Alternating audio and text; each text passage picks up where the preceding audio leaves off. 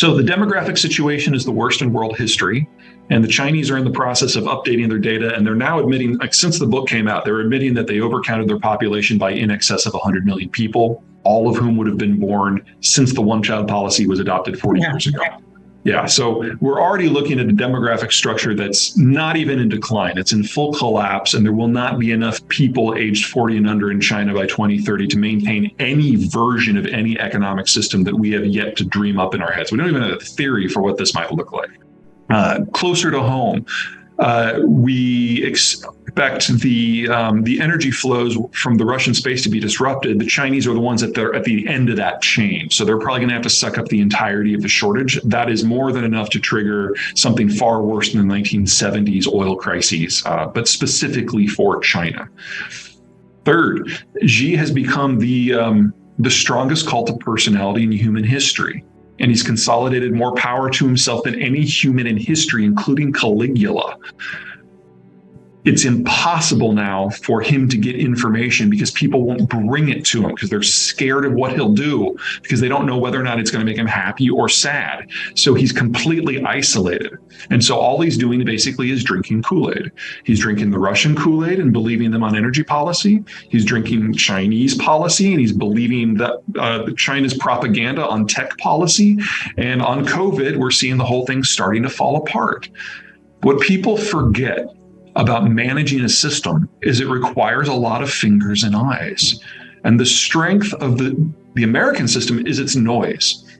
We have a federal government, state governments, local governments, a business community, a civic community, an academic community. They all have their own sources of power, and they all have their own sources of legitimacy.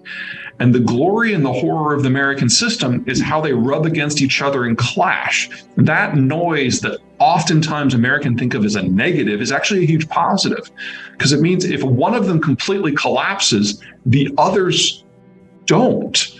And we still have a governing system that keeps the system moving forward. Well, China has one person. It's not even the CCP anymore. They've become a cult of personality. It's one guy. The policies stop with him. And even if he was the smartest human in history, and he was not willing to shoot the messenger regularly, which he is, there is just too much going on for one guy to manage, especially in a country with over 1 billion people. And so with this COVID thing now, we were seeing protests, large protests involving thousands of people in every major city. They conflate accurately opposition to the COVID policies with Xi. And so we're seeing the Winnie the Pooh with the blank piece of paper protests. That's a real problem because every protest is automatically about Xi personally. And this is going to go one of two ways. Option A, the protests continue, they spin out of control because they're protesting now literally everything. And that is national dissolution. Option B, Xi reasserts control and we get a lockdown that looks a lot more like Tiananmen than what we've seen so far at the same time that we've now had hundreds of super spreader events in the last 8 days. And the lockdowns they're going to have to do for COVID are going to look like what happened in Shanghai a couple months, but almost everywhere. Well, remember that the Chinese vaccines don't work at all against Omicron. So it's not just the old people that are in danger here. We've seen a significant exodus out of the Chinese system since the last year of the Obama administration. It's accelerated every year for different reasons, but not everybody has started that process. Apple's by far the one that has been the slowest and is dragging its feet and has taken every example of trade disputes or genocides and just ignored them and doubled down, and now they're screwed. Herbert Walker Bush was the last president that tried to get Americans to have a conversation about the shape of the world we wanted to see in the post-Cold War environment, and we punished him for it. Clinton had his pros and his negatives, so did W. Bush, but both of them were governors and they actually governed. We may disagree with their ideology and some of their choices, but they both actually attempted to be president. Obama did not. Obama, he was kind of a one-man show. His first meeting with the Joint Chiefs, he told them bluntly that I'm smarter than all of you and I can do all of your jobs better than you. And let's assume for the moment that that was true. He couldn't do all of their jobs in his own. And so he ended up doing no one's. This is a guy who had never managed anything in his life. He had managed a 12-man campaign office as he was going for junior senator. That was his first grown-up job, period. And then he became president. He had no idea how to manage an organization with over 3 million people, and it showed. And so he basically locked himself in the Oval Office for 8 years. In 8 years, we got one law, Obamacare, and the White House didn't write it. He had Congress do it, which is part of why it's such a mess. Then we got Trump. I think people are a little bit more familiar with what happened during the Trump administration. Not exactly what I would call outcome-based policy. Say what you will about Biden, you can disagree with everything that he does. Dude's trying. And we haven't had that for the previous 12 years. So while there's a lot of things about Biden I'm not thrilled with, I would say that the jury's still out on whether he's going to be a decent president. I would say right now, however, he is a president, which is something we didn't have for 12 years. Part of what made globalization work is that the Americans sublimated their own geographic advantages. I mean, we basically have the best part of a continent all to ourselves, and metabolizing that land has been the American story from Reconstruction until World War II. That didn't end because of World War II.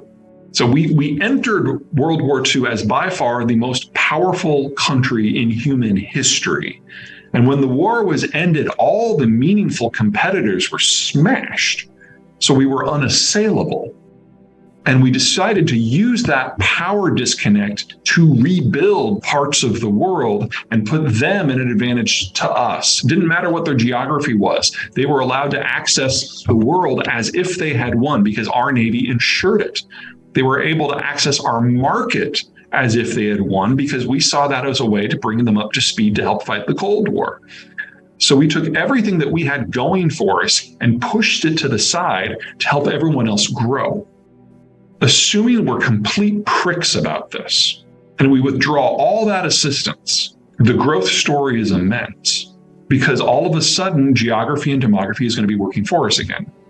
And if we decide we want partners in this process, then we can still have economies of scale as well. Mm-hmm. So we're looking at most likely Southeast Asia, Japan, Mexico, Canada, and then parts of Western Europe that are going to be brought along for the ride. So we get kind of the best of all worlds. We have the millennials for the youth. We have the boomers for the capital. We have our partners for economies of scale and differentiation. And we have to double the size of the industrial plant to replace the parts of the world that aren't going to be brought along. This is going to be the fastest growth story in American history, and it's going to last for a decade. And at the tail end of that, we will have supply chains that are shorter, simpler, cleaner, employing locals, selling to locals, and largely immune to international stresses. This is a really positive story. This is really getting into the book number 3, Disunited Nations, which talks about the countries of the future that we think of, the Chinas, the Russias, the Brazils, and why they won't be, and why a different set of countries is going to rise up and kind of take command of their own destiny in their own regions, the Frances, the Argentinas, the Turkeys. And there's a lot of dead space between the power centers of the future that are going to have a feel like the old Roman marches where population density drops off, where industry stops, and it's a bit of a no man's land. The countries that are actually going to do well in a more disorderly world are all in part powerful because they are nation states. And if anything, I see their authority strengthening. And of the major ones, the only one that kind of has a heterogeneous makeup is the United States, and I don't think that's going to change. So our view of the nation state in the United States, I think, is solid. And for the Frances and the Turkeys and the Argentinas of the world, I think their nation state identity is also very solid. But the places that are going to break down, I totally agree. Because for demographic reasons, we're actually seeing the disintegration of a lot of ethnicities in real time. And if you break that, then you can't have the nation state without the nation. And that is going to force new economic models. Now, we don't get that in 10 years. We probably don't get that in 30 years, but we are definitely seeing the stage set for whatever is next.